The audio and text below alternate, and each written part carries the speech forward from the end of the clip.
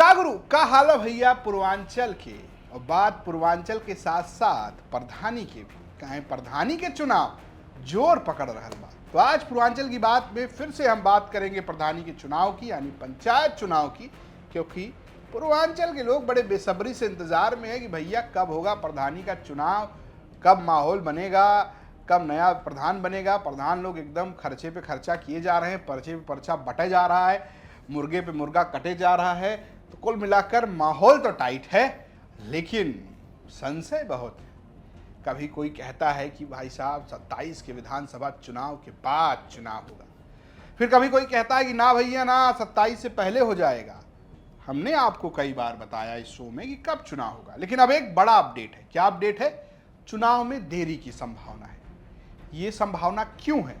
इस देरी के पीछे की आशंका की वजह है इलाहाबाद हाईकोर्ट की लखनऊ बेंच में एक याचिका और उस पर सरकार का एफिडेविट, हलफनामा दे आई है। सरकार कह रही है कि पहले बनेगा पिछड़ा वर्ग आयोग और उसके बाद होगा चुनाव। अब क्या है पिछड़ा वर्ग आयोग और क्यों ये चुनाव को प्रभावित करने वाला है? भैया तो जो लोग ये भाग जोड़ घटाना कर रहे हैं कि उनकी सीट इस बार सामान्य होगी कि ओबीसी होगी कि सुरक्षित हो जाएगी, कि इस बार कौन चुनाव लड़ेगा, सामान्य हो जाएगा तो किसका दाव बन जाएगा, सुरक्षित हो जाएगा तो किस कैंडिडेट को लड़ाया जाएगा, इस टाइप की जो लोग योजना बना रहे हैं उनके लिए बड़ी ज़रूरी खबर है। बात यह है कि पिछड़ा वर्ग आयोग जो है वो 2025 में उसकी समय सीमा खत्म हो गई थी। 3 साल के लिए होता है, 25 में खत्म हो गई, तो उसको सरकार ने एक्सटेंड कर दिया 2026 तक। अब 2026 में होना है चुनाव। तो मोतीलाल यादव एक याचिकाकर्ता, एक वकील पहुंच गए हाई कोर्ट। उन्होंने कहा कि ये है गड़बड़।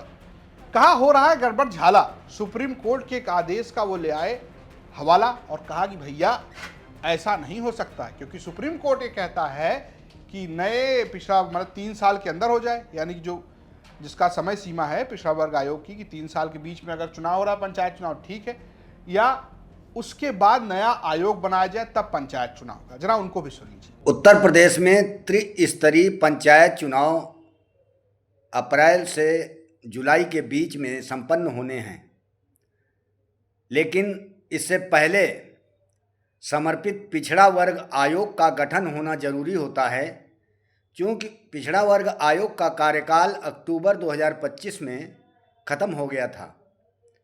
तो इसको लेकर एक जनहित याचिका मैंने हाई कोर्ट में लखनऊ में दाखिल की, जिसमें माननीय उच्च न्यायालय ने 4 फरवरी को सरकारी वकील से ये पूछा कि पिछड़ा वर्ग आयोग का गठन आप कब करेंगे। तो वे पिछड़ा वर्ग आयोग करता क्या है, इसका बनना जरूरी क्यों है? क्योंकि ये वाली सीट पे संख्या का जो सर्वे होता है और वो सर्वे के आधार पर यह तय होता है कि कौन सी सीट आरक्षित होगी और कौन सी सीट आरक्षित नहीं होगी। ये काम पिछड़ा वर्ग आयोग करता है। यानी कि अब आपकी सीट कब आरक्षित होगी नहीं होगी उसके लिए एक नया आयोग बनेगा। आयोग तो बना हुआ, उस आयोग में का नए तरीके से गठन किया जाएगा और तब फैसला होगा कि भाई साहब चुनाव कब होगा। तो अब देरी की संभावना लग रही है, लेकिन ऐसा नहीं है कि मंत्री जी कह दिए हैं कि देरी हो जाएगी। ओम प्रकाश राजभर यानी कि अपने पियर का चचा, वो फुल फॉर्म में है, कह रहे हैं कुछ भी कहने दीजिए, चुनाव होगा टाइम पे समय पे, पर्चा भेज दिया गया है जिला जिला में, आप लोग एकदम तैयारी में रहिए, अप्रैल से लेकर जुलाई के बीच में हम चुनाव निपटा देंगे। जरा उनको भी सुन लीजिए। आओ हम लोग उस चुनाव समय से कराएंगे।